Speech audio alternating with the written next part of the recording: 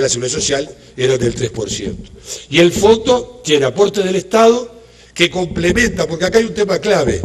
Cuando el salario no da para cubrir la cápita promedio, el valor promedio de cobertura de una persona, de su necesidad sanitaria, el Estado hace la complementación. Porque uno puede llegar a niveles de cobertura de acuerdo al salario, pero si la cápita promedio, como es en Uruguay hoy, es de $45, si el salario de él, su porcentaje de 4,5, de 6 si tiene hijos, es un porcentaje que es menor al valor de esa cápita, el Estado, por definición de rentas generales, hace la complementación de la cápita. O sea que eso tiene un costo fiscal. Es un financiamiento que es de las personas. También es verdad que cuando la persona tiene un salario, y ya voy a hablar de ese tema, que es mucho más alto que su cápita, eso va al Fondo Solidario. Nosotros tenemos un grupo grande de profesionales, de trabajadores de bancos internacionales que están en el sistema de previsional uruguayo y que evidentemente aportan 10, 15 veces su cápita. Ese es el aporte solidario que hacen a un sistema solidario como el que está planteado en el país. Y después las instituciones prestadoras, los proveedores que están integrados al sistema nacional integrado de salud, que son los prestadores públicos, el prestador estatal público, y privados. Ya les voy a mostrar un esquema de cómo está organizado el sistema. El aporte ya lo dije, 3% para los trabajadores que tienen. Hay gente que no le subió el aporte cuando tenía un salario menor a $250, y después un aporte de 4,5 a trabajadores con ingresos superiores a ese ingreso, y de 6 cuando tenían un ingreso superior y además tenían una familia, con lo cual su cobertura iba a ser para ellos, para su esposa y para sus hijos. O sea que la seguridad social creció en dos sentidos. Cubrió a toda la familia del trabajador y pasó a ser un seguro para toda la vida. Porque antes, cuando la gente estaba en la seguridad social, dejaba de trabajar, iba al sector público en los años que más precisaba del sistema de salud, porque ya había dejado su condición de trabajador. Nosotros dijimos que una persona cuando se jubila sigue en el FONASA y no sale del FONASA. Y eso se sigue financiando con el financiamiento general. Acá tenemos un cambio muy importante que hicimos, que fue el pago ajustado según edad y sexo, que realmente a lo que apunta es a distribuir el pago de acuerdo, el pago no el que hacen las personas para el aporte, eso ya quedó explicado, sino el reembolso que le hace el FONASA a los prestadores. El FONASA, yo lo voy a contar mañana, pero lo digo titulares ahora, reembolsa por número a la persona por edad, sexo y metas prestacionales. O sea, hay un 10% del aporte que se hace por cumplir, mañana voy a hablar de ese tema, con objetivos muy concretos de cambio de modelo y de prestaciones exigibles que son fundamentales que estén para que el modelo cambie.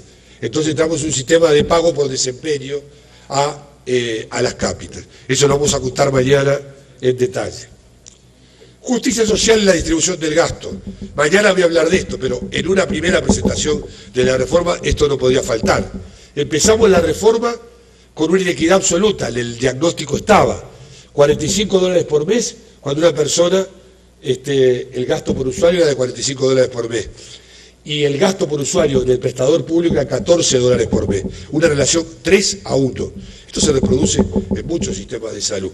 Con la reforma, por un lado, al aumentar dramáticamente y fuertemente el presupuesto de ACE, pasamos de $190 millones a $520 millones, un crecimiento social muy importante. Pero a su vez disminuyó significativamente la gente que se atendía en el sector público, porque al poder acceder y no estar equiparados todavía los sistemas, el que estaba en el FONASA, trabajador o su familia, a elegir un prestador privado, hubo un porcentaje de gente que eligió el prestador privado y descendió la gente que estaba cautiva en el sector público. Y esto fue importante para que tuviéramos esta relación de 1.2:1, muy diferente a la que había en el punto de partida tan solo 5 años antes que empezamos, 3 años antes de empezar la reforma. La cobertura hoy es integral, es 99%, siempre técnicamente. ¿Por qué? Porque el sistema cubre a todo el mundo. Cuando la persona no está en el FONASA porque no trabaja, la entiende el prestador público con esos $590 millones en todos los casos. O sea, conceptualmente no hay acceso al sistema de salud. Lo que está diferenciado es el acceso al seguro. A mí no me gusta llamarlo de seguro, me gusta hablar siempre de FONASA, porque la palabra seguro está muy pervertida, o aseguramiento. Entonces yo creo que hay que hablar de un fondo público obligatorio. Cuando la persona, de alguna manera, no trabaja, no es un trabajo formal, la persona se atiende en el sector público y está cubierta formal y legalmente y efectivamente por el sector público. Pero es muy importante que ingresaron 540.000 menores, muchos de los cuales no tenían cobertura integral, porque no eran lo suficientemente pobres para estar en el sector público y las iglesias que se ponían, ni los padres pensaban que podían o pensaban que podían hacer el esfuerzo para estar cubiertos como prepago por las prestadoras privadas. Entonces toda esta gente, todos estos niños, niñas y adolescentes entraron al sistema. Voy a apurar porque creo que ya vengo. Acá tienen la estructura, esta que yo les decía antes, sistema y seguro. Prestadores integrales incluidos en el FONASA son ACE, que tiene una red de 44 hospitales y 600 centros de atención primaria. Como decía la doctora Berría, no todos son centros, pero digamos 300 son centros de salud con equipos interdisciplinarios. 48 prestadores, y estos prestadores son prestadores para el FONASA y todavía siguen siendo aseguradores de aquellos que no entraron al FONASA.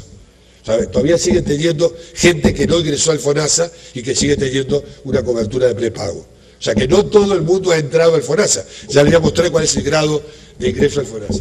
Y después hay 4 seguros privados que nosotros les llamamos seguros privados totales. Yo no sé totales de qué son, en todo caso sí son totales del costo en el que incurren, pero que en todo caso nosotros los integramos al seguro de manera que formen parte de el aporte solidario quienes integran esas instituciones y después pagan el complemento. En este sentido podría ser para estas 4 instituciones una suerte de mini SAPRES, pero para el sector de más alto nivel económico de la sociedad. No han crecido. De hecho, ustedes van a ver ahora cómo del 2006 y el 2008 no crecieron. Bueno, una expansión de la cobertura, estábamos en 1.600.000 personas ya en el FONASA, o sea que partimos, como dice ahí, de 588.000 personas estaban en el FONASA y hoy hay 1.600.000 personas en el FONASA. No existía el FONASA, lo que era el DICE. Pero es muy importante tener en cuenta que esto tiene que ver con el proceso de reforma y tiene que ver con el crecimiento económico del país. O sea, las reformas no las podemos ver afuera de eso. O sea, de hecho también Uruguay pasó de una desocupación del 16% a la desocupación actual del 6.1%. Entonces hay que ver los procesos integralmente y no perder de vista la integración que tienen los sistemas de salud con el conjunto de la sociedad. Entraron también jubilados. Bueno, no quiero detenerme en estos detalles, quizás mañana tengamos más tiempo. Se mejoró el acceso porque se trabajó mucho sobre los copagos. El Uruguay era un país y el sistema de salud uruguayo que tenía ese impuesto a la enfermedad que son los copagos. Ese verdadero impuesto a la enfermedad que es pedir que la gente, además de estar cubierta, pague y complemente su pago con tickets, órdenes de consulta y de consulta, de paraclínica, exámenes de laboratorio, imagenología. Se fueron eliminando, como ustedes ven ahí, con ciertas prioridades que se establecieron, tomando enfermedades prevalentes, tomando determinados temas de prevención como salud de la mujer y salud del niño, y esto se ha colocado en las metas prestacionales. Pero es muy importante esto, porque acá tenemos lo que hablaba recién tú. O sea, vos podés tener una idea, Urriola, vos podés tener una cobertura formal, pero después te pongo un copago que no te permite entrar. Y entonces la montaña parió un ratón, es decir, generamos una ficción de cobertura y es muy importante regular todo lo que tiene que ver con el acceso a la cobertura. Fundamental para este tema la rectoría. Ustedes ven, el Ministerio mantiene la rectoría sobre la conducción, la regulación y la observancia de las funciones esenciales de salud pública. Y la Junta Nacional de Salud, que es un órgano desconcentrado y que tiene integración de usuarios del sistema de salud, de trabajadores del sistema de salud y de prestadores del sistema de salud, y tiene mayoría del Estado, Ministerio de Economía y Finanzas, Ministerio de Salud Pública y Banco de Previsión Social, o sea, el Instituto de la Seguridad Social.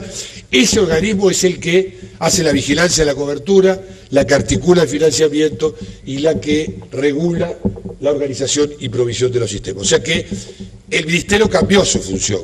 Al crear, esto es lo que tradicionalmente se le puede llamar una superintendencia, pero al estar dentro del Ministerio de Salud y no perder la conducción del Ministerio de Salud, cosa que en Uruguay funcionó, tiene la virtud de que es un organismo que no necesitamos crear una nueva estructura, utilizamos la seguridad social para el financiamiento. Toda la estructura, incluso informática, que tenía la seguridad social, la utilizamos, no creamos una nueva estructura para armar un sistema.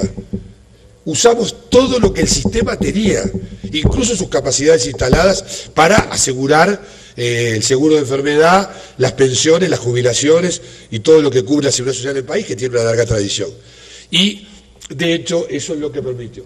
La Junta Nacional de Salud firma contratos de gestión, mañana hablo de contratos de gestión, hace un decreto sobre máximos de tiempo de espera, paga por metas asistenciales y hemos logrado en la Rectoría aumentar el cuerpo inspectivo. Teníamos, creo que 10 inspectores en el Ministerio de Salud de Uruguay, es un país chico Uruguay, pero con 10 inspectores, se llamó por concurso, se exigió dedicación y compatibilidad y se puso con un buen diseño de seguimiento a evaluar, a hacer auditoría de historia clínica, a hacer control de la calidad para justamente ver si se cumplía con los contratos de gestión. Seguimiento de historias clínicas, o sea, gestión de la calidad. Porque yo no quiero dejar de hablar hoy, en el tramo ya medio final, de un seguro que tenemos nosotros, un seguro dentro del seguro que es el Fondo Nacional de Recursos para Enfermedades Catastróficas, que alguna vez hemos hablado con alguna gente de aquí, porque yo creo que esa es una herramienta interesante y que es complementaria de ir avanzando y que no es, digamos, puede avanzarse en ella sin que la reforma avance en todos sus aspectos. Creo que la idea esta de secuencialidad es muy importante para seguir avanzando. La participación social es un tema muy importante. Hay participación social en el directorio de ACE, hay participación social, como dije antes, en la Junta Nacional de Salud, y hay participación social exigida para cada prestador que quiere integrar el sistema. Creamos adentro de cada prestador organismos consultivos y asesores con competencias bien específicas para controlar el funcionamiento del sistema. O sea que no es solo participación social para decir estamos, sino que también es muy importante el control social de la gestión en salud.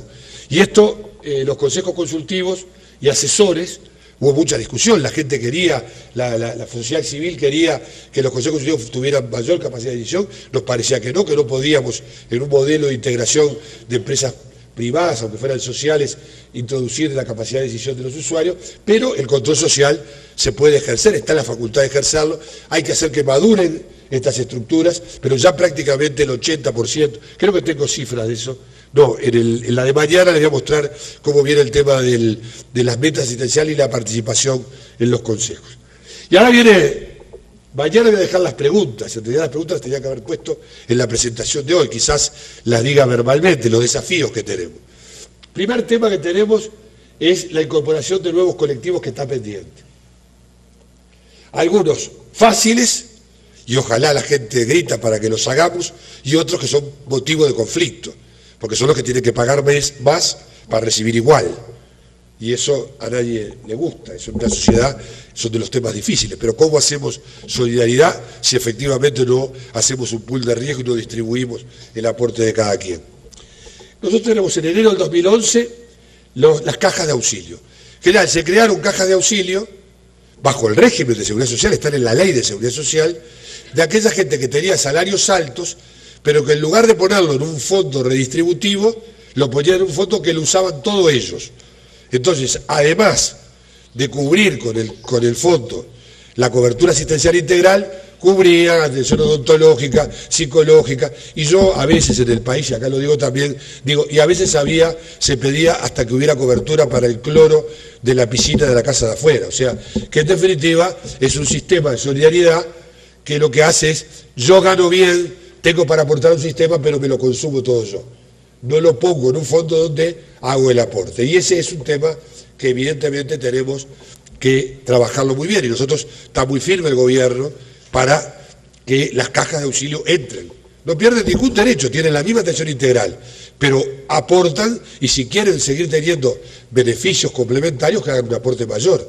Pero no se salen del aporte solidario del 6%, del 4.5% que tienen que hacer a las cajas de auxilio. Después la incorporación de las mujeres o los hombres porque acá hay que tener en cuenta que puede ser cónyuge en esta condición de un trabajador. La incorporación de los jubilados que está prevista, porque hoy están los jubilados, pero los que tienen menos de 2.5 bases prestacionales. Ingresamos primero a los jubilados que tenían menores ingresos, en general optaron por el prestador público, porque no tienen copagos, no tienen ningún copago, y estamos haciendo mecanismos que hacen que la gente pueda optar o por el prestador público o por el prestador privado. Pero el gran desafío que tiene nuestro sistema lo dejó muy bien colocado Urriola. El gran desafío es, esto es, lo que está acá es lo que se llama extensión horizontal de la cobertura horizontal, es aumentar la población. Pero tenemos que resolver simultáneamente la cobertura vertical, o sea, aquella que tiene que ver con el paquete de prestaciones. Yo mañana voy a hablar del PIAS, que es el Plan Integral de Prestaciones que tiene nuestro sistema, pero antes de terminar, quiero dejar presentado este tema de la cobertura de enfermedades catastróficas, que es una cobertura universal. Esta no tiene distinción entre público y privado, es para los 300.300 habitantes del Uruguay, cubre 40 prestaciones, cirugía cardíaca, diálisis, cosas que son medicina altamente especializada y ya no lo son, pero tiene una gran posibilidad. Tiene economía de escala para hacer estos temas, permite gestionar la calidad a través de protocolos de inclusión, de mecanismos de segunda opinión y de ateneos médicos.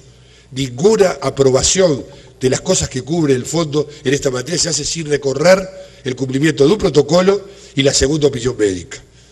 Le voy a dar un dato: cuando yo asumí la presidencia del fondo, en el año 2005, el fondo estaba cubriendo, sin incluir diálisis, Uruguay tiene 2.800 personas en diálisis, pero no podríamos contar esos actos como parte de esta evaluación, cubría 22.000 actos médicos.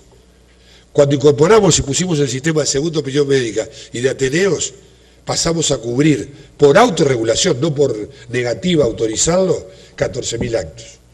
O sea que cuando uno coloca un sistema de evaluación de la calidad y de la pertinencia de incorporación de la tecnología, pasa lo mismo. Cuando empezamos a cubrir medicamentos de alto costo, las instituciones estaban desfinanciando, porque estaban por presión judicial, por judicialización, estaban cubriendo medicamentos en un número mucho mayor que el que cubre hoy el fondo, porque por presión y por indicación de los colegas médicos oncólogos se pedían todo. Cuando fue un fondo bajo protocolo, nosotros en un medicamento, lo tengo muy presente, trastuzumab, un monoclonal para tratamiento del cáncer de mama, pasamos en una institución de 40 tratamientos a 18. Es decir, realmente la idea de tener evaluación de tecnología en salud es una idea central para avanzar en el tema de la medicina del siglo XXI.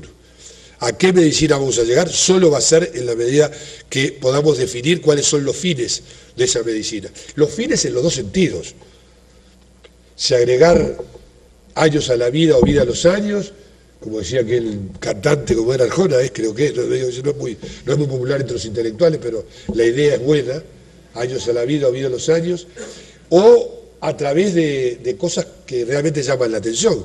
Hay un estudio de Callaghan, un investigador, un epidemiólogo inglés, que dice que en los 2 últimos años de vida de una persona, a cualquier edad, porque no es un tema de los viejos, el tema, estamos cerca, hay que ser cuidadosos, a cualquier edad se gasta lo mismo que a lo largo de toda la vida. Eso toma desde lo perinatológico en adelante. O sea que tendremos que tener cuidado para resolver el problema de la incorporación de la tecnología. Y nosotros, por ejemplo, dijimos el PET, tomografía por emisión de positores, sí, es una tecnología que tiene una aplicación en determinadas condiciones, pero entra por el sector estatal, bajo protocolo estricto, y la indicación la lleva adelante el fondo. El PET para que se genere la demanda y después tengamos que avanzarlo. Y bueno, así estamos. La incorporación de tecnología en los últimos 5 años es toda bajo rectoría absoluta del Ministerio de Salud, porque es la única manera de racionalizar que no es racionar. Racionar es malo, racionalizar es imprescindible. Porque además hay una máxima en medicina y en atención a la salud, que es que lo que le demos, y en la vida, pero en medicina vaya si es válida, lo que le demos de más a uno, se lo daremos de menos a otros. Y el tema de la justicia distributiva a la hora de la incorporación de la tecnología se vuelve absolutamente fundamental. La reforma incidió fuertemente, la reforma de salud, ustedes ven ahí el impacto que tuvo la reforma sobre la indigencia, o sea, la pobreza extrema y la pobreza, y tenemos que fue de las 3 reformas, la tributaria, el plan de equidad y la reforma de salud, una de las reformas que tuvo más impacto desde el punto de vista de que le dio derechos y le dio cobertura a sectores importantes. Termino ya diciendo que también tuvimos una modificación importante en el Gini, hubo una variación de la desigualdad importante, ahí lo tenemos por reforma, la reforma de salud aportó un -2 y el Gini en Uruguay descendió un 7%, lo cual para ser un país que tiene ese Gini comparativamente menos malo, no bajo, creo que ha sido importante la contribución que hizo la reforma sanitaria. La reforma está aprobada por la población, entre el 55 y entre el 65% dice que es muy buena o buena, capaz que los cuadros hay que hacerlo con más, siempre los cuadros se pueden mostrar de varias maneras, acá está desagregado, dice que es muy buena un 10 y que es buena un 55 y que es regular un 17 también podemos decir, o sea que, y esto es un estudio totalmente autónomo. Y termino diciéndole, estamos sin luz porque el amigo chileno quería, esta capaz que había que apagarla, pero la ven en la calle, ¿no? Esto es el Uruguay, es un país que tiene un camino trazado, tiene leves ondulaciones, como nos enseña en la escuela, los cambios también tienen leves ondulaciones, son cambios pausados, y bueno, gracias, estamos ya, no nos falta nada, y acá para ver esto sí está bien, y este es el Uruguay, lindo, es para visitarlo, es un país más saludable para vivir mejor. Gracias.